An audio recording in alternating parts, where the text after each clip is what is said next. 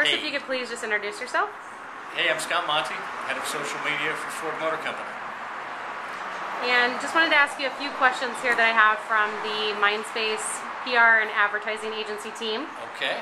First one, before working as in your current role, as head of social media for Ford Motor Company, what was your expertise and how did you make that transition into that role? My expertise. Well, I'll leave that for others to actually judge what my expertise was, but I'll give you an idea of what I did before I came to Ford. Immediately before I came to Ford, I worked for a social media strategic consultancy called Crayon. And we actually did social media strategies for large brands like American Airlines, Coca-Cola, Panasonic. And before that, I worked for a B2B advertising and marketing shop where I was trying to start social media practice from within. But if you know anything about B2B versus B2C, it's about 18 months behind the curve. And our clients really didn't understand it. This was, well, probably about 3-4 years ago. So I was about 3 years ahead of the curve on that. And I left there to go to work for Crayon, where I could specifically practice social media, and that's where Ford kind of heard about me and came calling. Great. And so you guys are working on the Fiesta Movement campaign right now. Can you share a little bit more information? That's actually what brought you to Phoenix. Partially, you're here for a family vacation as well? It's just entirely pleasure, okay. If you can believe that. And we appreciate you spending time with us for this interview. Anytime. Happy to share the knowledge.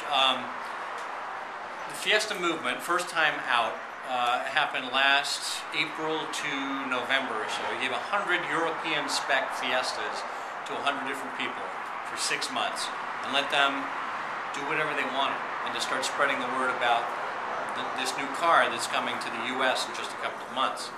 Now, that ended, as I said, at the end of November. We need to actually continue that momentum going forward and help people understand what this is all about. So now we've gone about tapping 20 teams of 2 people each in about 17 different markets and asking them to come up with what's cool about Phoenix or New York or San Francisco that a first-time visitor would want to know. And each month they have a different assignment, whether it's to put together a public mural and to get as many people there to see the mural and to see the car as possible, or whether it's music and they put on a concert and get a bunch of people there. It's about a hyper-localized kind of mini marketing agency approach that we're asking real people to actually take part in. Sounds awesome. And one other question that we had from the Mindspace agency team, what statistics or data speak best when you are trying to explain social media to C-level executives or its value? Well, fortunately at Ford, we already have buy-in from our senior executives. And that is so important because if we didn't have the senior level support, we couldn't do what we're doing. If it were just grassroots, it would not be sustainable. But the statistic I like to use most often is that the fastest growing demographic on Facebook is women over 55. You know, you think about Facebook in terms of being a younger person's game, and it had its origins in the college crowd. Well, that's expanded. And now people want to be in touch with each other from a variety of cultures and settings and demographics. And the fact that women over 55 are actually joining in droves now really tells you about how mainstream this has become.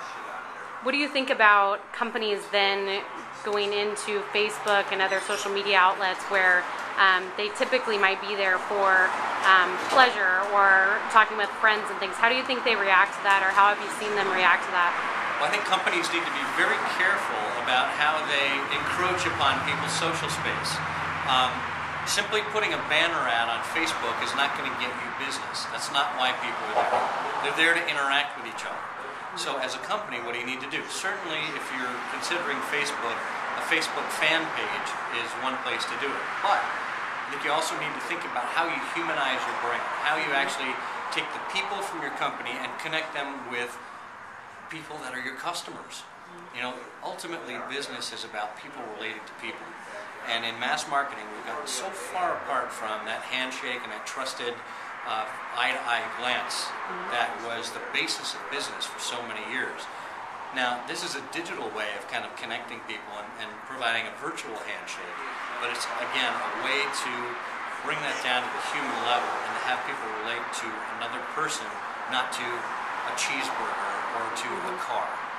So humanizing is really the key there. Absolutely. And if you had to choose only 3 tools or elements to combine into a successful social media campaign, what do you think that those would be? Well, I hate to do this to you, but it depends. Depends on your demographic. Depends on where your people are. If your customer base or the people that you're trying to reach aren't on Facebook or aren't on Twitter, guess what? You don't need to be there. Okay? The 3 social networks that I personally use myself are LinkedIn, Facebook, and Twitter.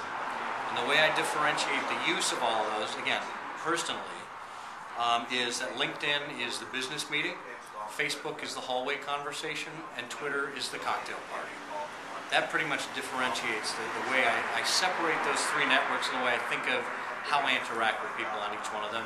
And as you begin to roll out campaigns that involve different tools, different elements, you need to understand how the community expects you to react or interact on each of them. Great. And how can small or mid-sized businesses capitalize on social media given limited financial and/or employee resources? Social media isn't free. Let's dispel that notion right now. It is absolutely essential that you dedicate people power to social media. And I think I mentioned this to you earlier on in the evening. If you're doing it well and you're doing it in an integrated way with the rest of your marketing and public relations, you should be able to get a lift in social media from those other elements. You know, none of these are standalone. None of these are siloed approaches. You should be using earned, paid, and owned media as kind of a circle of life, and each one of them should be, kind of benefiting from the other. And just on a personal note, something that I'm interested in, what do you love most about your job of being the head of social media at Ford Motor Company? Well, first of all, for me personally, it is such an honor to be associated with a global and American icon like Ford Motor Company. And I'm completely humbled and honored to be able to represent this brand every day online. It's a huge responsibility, and I feel like I'm one of the luckiest guys in the world that I've got the job that I do. Every day is different because I deal with the public, and people have different things to say every day, and I learn so much from all the people I interact with. It's not about me being up on the mountain and telling people everything I know. It's about this wonderful thing of life. We are in the midst of an industry that is changing under our very noses right now. And I'm learning just as much about it as the next guy. And to the degree that I've got, a bunch of people following me on Twitter, I'm also following them too, so I get the benefit of their knowledge as well. Okay, and that kind of segues into who do you learn from, and this may or may not be a 2-part question, but who do you learn from, and what brands out there do you think, besides Ford Motor Company, are doing a really great job at social media? I learn from about 30,000 people a day on Twitter. And no, I can't follow every single one of them. I just kind of dip my toe in and I see the stream and I get people that, try to make me pay attention to stuff. Those are the people I learn from every day, the public. As far as brands that are doing it well, certainly Dell and Comcast and Zappos all stand out. But you know what? There's lots of small and medium-sized businesses that are doing really well too, which I may or may not have a specific view on. But I know there's tons and tons of people out there that are doing it well in a bunch of different industries, and it's up to you to go find them and to figure out which ones resonate with you personally. Thank you so much for your time. We really appreciate it, and thank you for taking the time out of your personal vacation to come and join us at the IABC PRSA AMA Happy Hour event. You bet. I'd say any time, but my wife would have my head for that. So. Thank you so much, Scott.